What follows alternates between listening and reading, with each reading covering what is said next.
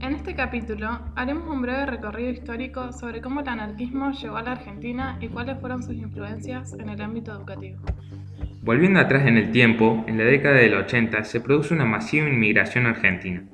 Principalmente fue compuesta por españoles e italianos, pero también habían ingresado franceses, alemanes, británicos, austríacos, uruguayos, árabes y suizos.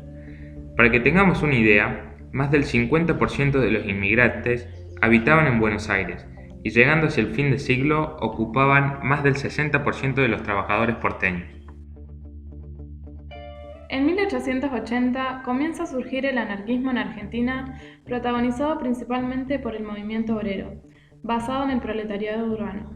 Los primeros anarquistas fueron extranjeros con experiencia en actividades en sus países de origen, que, al momento de su llegada al país, gozaron de una completa libertad de acción, pero estos no tuvieron demasiada influencia.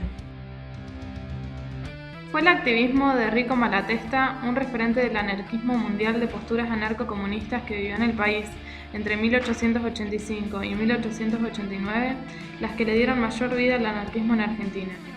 Durante su estadía, ayudó a acercar, a pesar de las diferencias, a los diferentes círculos comunistas anárquicos. Por un lado, a quienes se oponían a relacionarse con las organizaciones sindicales, y por el otro, a los que estaban a favor de militar en el seno de los sindicatos.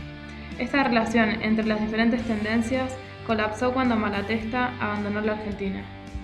Debido a ciertas discrepancias, la necesidad de una estructura organizacional era esencial.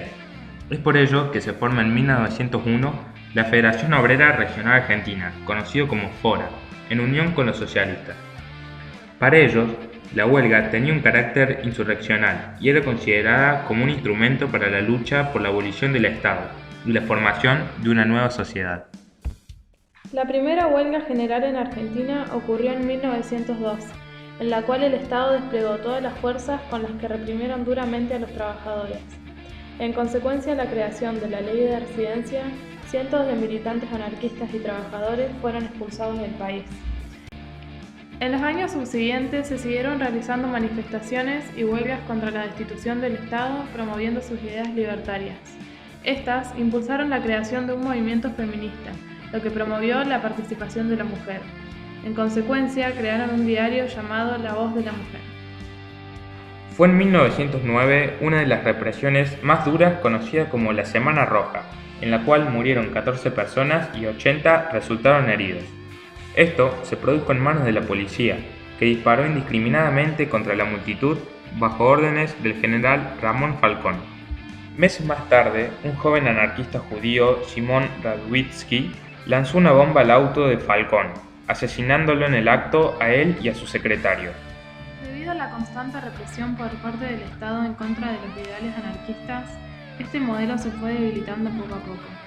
Pero cuando pensábamos que no habría suceso peor que la represión de la Semana Roja, un hecho impensado marcó la historia del anarquismo argentino.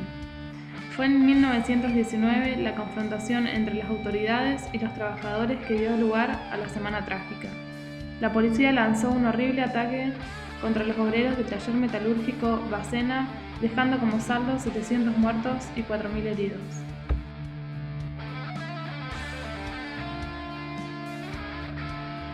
El anarquismo argentino tuvo un papel importante en los avances en la educación de los obreros, y esto dio lugar a la iniciativa de crear escuelas racionalistas abiertas, las cuales revolucionaron los métodos de enseñanza. Desde fines del siglo XIX, los anarquistas fomentaron en mayor medida las escuelas alternativas.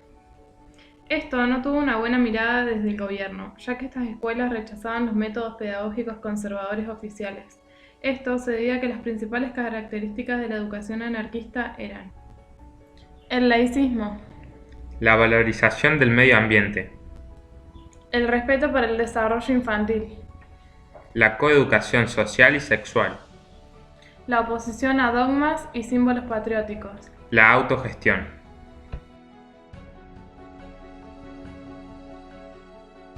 A raíz de estas características, la educación anarquista promueve ser un agente liberador que se dirige hacia una sociedad libre e igualitaria, desestimando a la sociedad capitalista. Con estos ideales en mano, se formó la primera escuela libertaria en Argentina en 1888, llamada Escuela Moderna de Villa Crespo.